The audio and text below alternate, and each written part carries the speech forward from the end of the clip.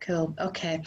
So, and a massive thank you for this, by the way. Thank you for sparing your time. It's tricky times at the moment, as I know you guys are suffering over there, and it's we had to close our doors a couple of days ago, so I'm trying quickly to manage all of that and move it online. So Zoom is the platform we've gone with.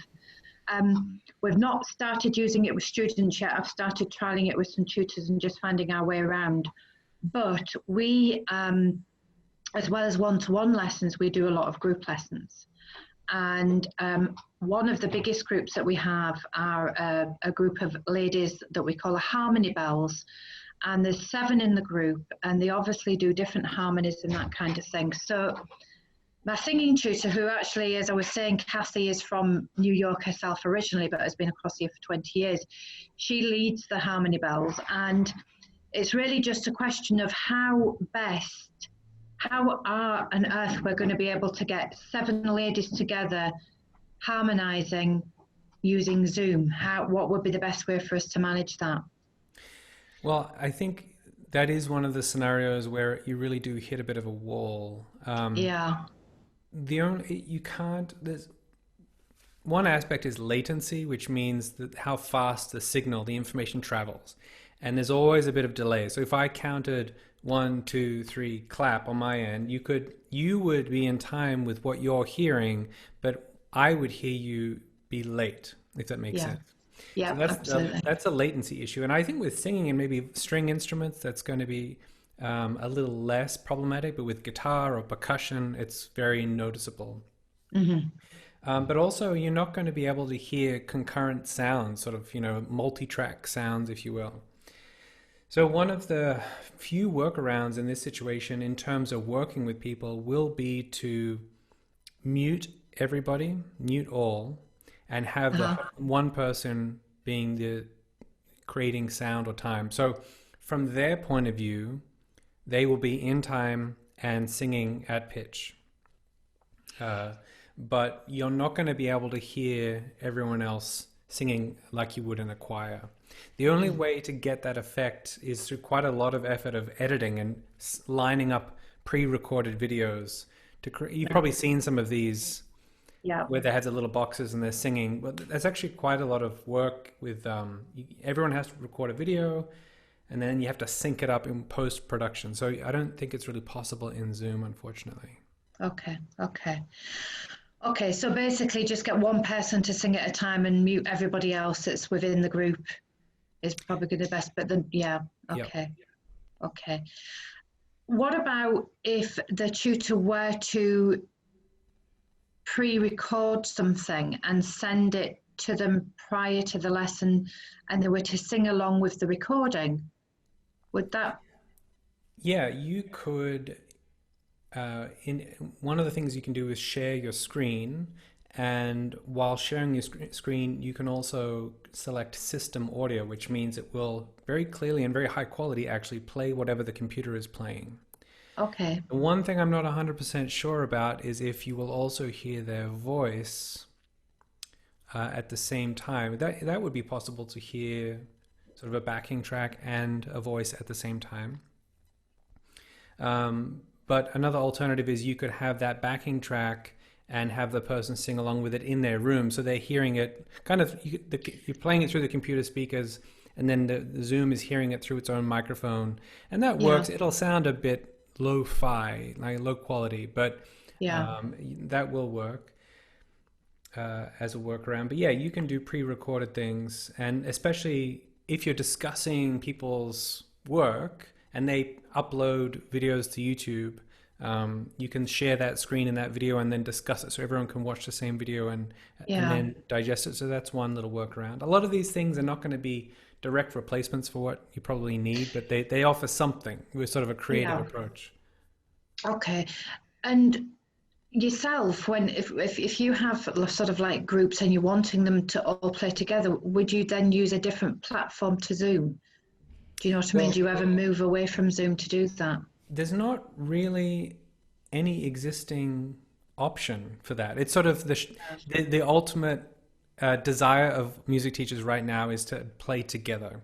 And the closest we can get is, using headphones to isolate sound and then sort of doing that with the muting and trying to get that kind of workaround. But it's the latency issue, and then also the sound, the different sound channels. So what I would experiment with is, one aspect is the original sound is definitely something you should get everybody you're working with to turn, because that's since I made that little video, that's something that's changed actually. Yeah. So everyone can have that original sound, and I've been using it with my guitar students, and it makes a huge difference. You can get straight tone without getting garbled. So that would be the first thing to get going. Yeah. And then is in getting them to sing together. I'm pretty confident that it will only allow one sound source at a time. It's sort of like a gate. It will let one person through only at a time as opposed to multiple. Okay. I suppose probably the same response would be you'll probably have to this question is we have a 9-piece band that meet once a fortnight on a Sunday, mixed instruments, and the same what could be said of that is we were thinking, right, okay, if we could get them to all, obviously, because another great reason for doing this is to actually, there's a lot of people that we teach that are socially isolated, and this is a way of getting them back and reconnecting with some of us and meeting up old pals again, Yeah. So I suppose the same will be said of if they're playing one tune, the tutor will write different parts for the different instruments. They're going to have to play it individually, aren't they? But it's how we could bring that whole sound together. Do you know what I mean? As one, if there's any way around that. Well, you know what? I have to admit, I don't like. So, do you want to? Let's just do a little experiment. I don't know. Okay. Are you a singer? Well, you probably have a beautiful voice. I have no. But just give me a straight tone, and I'll try and match it. And I will just see what the recording hears on the playback. Okay. So, do you want me to just like hum or sing something? Yeah, just Three Blind Mice, something. Okay. Okay. So, 3 blind mice. And we'll keep going. I'll join in. We have to join in together. Okay. So 3 blind mice, see how they come. 3 blind mice, see how they come. 3 blind mice, see how they come. Yeah, so I think what we're quite out of sync rhythmically. Yeah. And I'm not sure. So that's going to be a huge problem, especially the latency is enough that it's not just a little, almost kind of an ensemble issue. It's really dramatic. It's like a delay. Yeah. Half a second. Yeah. So that makes it pretty impractical. Yeah. So it will be, I think, kind of call and response, one leader with sound that everyone else can respond to. And it will be a cacophony if you unmute the audio. But yeah. So I think it can work for this the pleasure of the students in a duet kind of situation. In terms of a group, I don't have a good solution for you. And with the latency things, it is possible, as in universities have. Yale University did it where they had a conductor in Asia and they conducting the orchestra in real time, but you need super high-end connections and all of the stuff that universities might have. So that's sort of out of reach for us mere mortals at the moment. Yeah. Okay. I mean, with your video was brilliant. It answered a lot of questions for me. Just one question I had actually when I joined you there, I noticed what you've got is a recurring meeting room, and it's called a team meeting room. We have 9 tutors, and it would be quite nice if we were able to kind of. Is that what you would use that for? Like, can you just log on at any time, send that link and log on at any time? Yeah. So there's a couple of really interesting sort of opportunities with Zoom. So when you have an account, you've got your basic account, which is free, and then what they call a licensed account, which is something like $15 US a month. Yeah, I've got 3 of those. Yeah. Yeah. Okay. So the basic ones, you can assign people in your account to have access to the basic ones. And at the moment, it's once you have more than 3 people, it will limit the meeting time to 40 minutes. Yeah. I think underneath that, people could use it. So it'd be good for one-to-ones, and obviously 3, maybe 3 people. But above that, you want sort of the licensed users, and they can run classes simultaneously. You can create in your account different types of meetings. So let's say we've got John, Sarah, and Mary. And so they could have their own room that only is ever hosted by Mary, right? Yeah. Yeah. And that's nice because on the website or in an email, you can say, if you're studying with Mary, go to this link. If you're studying with John, go to this link at that time.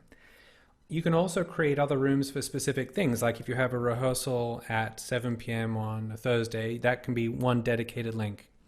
Okay. If that gets a bit messy, you could just use one room for all of the above. But the problem you can run into there is you can get people logging in at the wrong time and like, oh, sorry, not meant to be here at this time. So I like to have a balance of rooms for different purposes that's nice and clear. Okay. What we've done actually is it's not me because I'm not great with computer things. I've got a chap who's good at the IT side, and he's integrated Zoom into our website.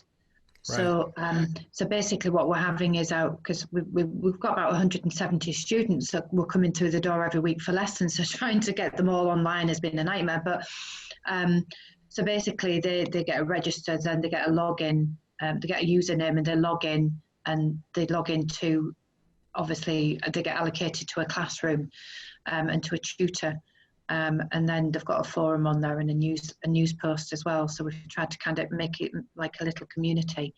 But yeah, because I've got 3 registered users now, we're wanting to do sort of like, and this might be helpful for other people if they get to watch this, is that, we want to do a weekly login of maybe 20, 30 folk just to catch up with each other and support each other and just have a bit of fun, which will be free, which will be a free offering to all our existing students, because these times are hard and difficult, and we don't know how long we're going to be like this. So there is one other sort of tool that might be interesting for you to explore, and it's called breakout rooms. You know about this? Oh, no. So let's say you have a meeting where you have 30 people in there. Yeah. You have to go into your account on the website, not the app, and select allow breakout rooms. But when you got 30 people, and then you could actually split it up into, I don't think there's a limit how many rooms. Let me have a look. No, there's no limit. So you could do 15 rooms and split everyone up into pairs. Okay. And that could work for the audio and the muting system. Just play, they could trade off, like, okay, you play along with me, I play along with you, something like that. And the teacher can bop around to the different breakout rooms.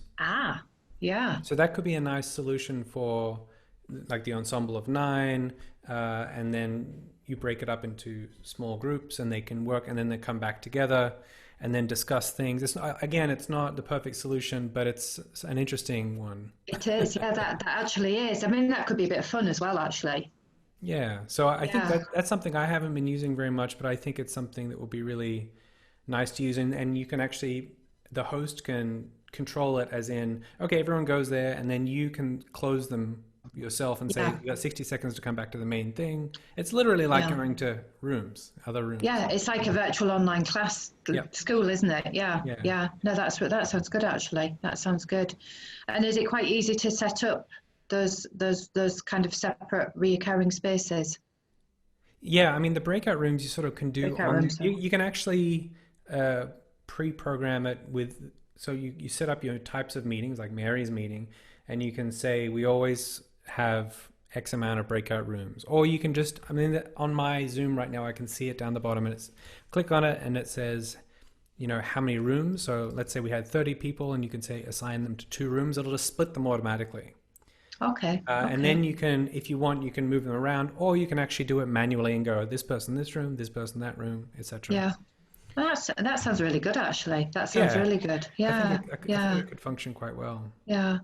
One thing I did notice is that, and I'm not sure whether, I think it's on the side, is we can pin a video, and if you were having a few people and somebody was hosting the meeting, do you pin the person? Is that like pinning the tutor that's maybe hosting the whole meeting or something? So yeah, you can toggle between either it defaults to going to the screen of whoever's making sound. So you'll see there's a green box around you and I when we make sounds. And if I, at the moment, I have it on grid view where I see both of us, so it's not switching Yeah. back and forth. But if I changed it to speaker view, then it just goes automatically to whoever's making sound. And so by pinning or spotlighting someone's video, you're saying, don't pay attention to the sound, always just show this person.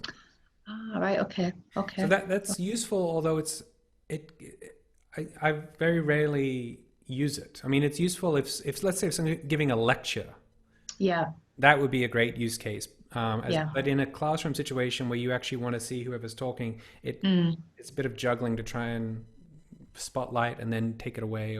But yeah, a lecture purpose, or if you're going to have 20 minutes straight of presenting something, you don't want it to switch to someone who coughed or a baby's in the background. That would be a good reason to spotlight them. Just keep Yeah. it Yeah. focused. Yeah. Yeah. Yeah. Okay. Grand. Okay. Well, listen, thank you very much. That's been very useful. Very useful. And would you mind sending me a recording of this so that I've got Not at all. Yeah, the yeah. information? That's brilliant. Yeah, wish you all the luck as well. Likewise, good luck, Bridget. Yeah. Yeah. Thank you very much. All right, cheers. Take care. Okay. Thank Bye-bye. you now. Bye.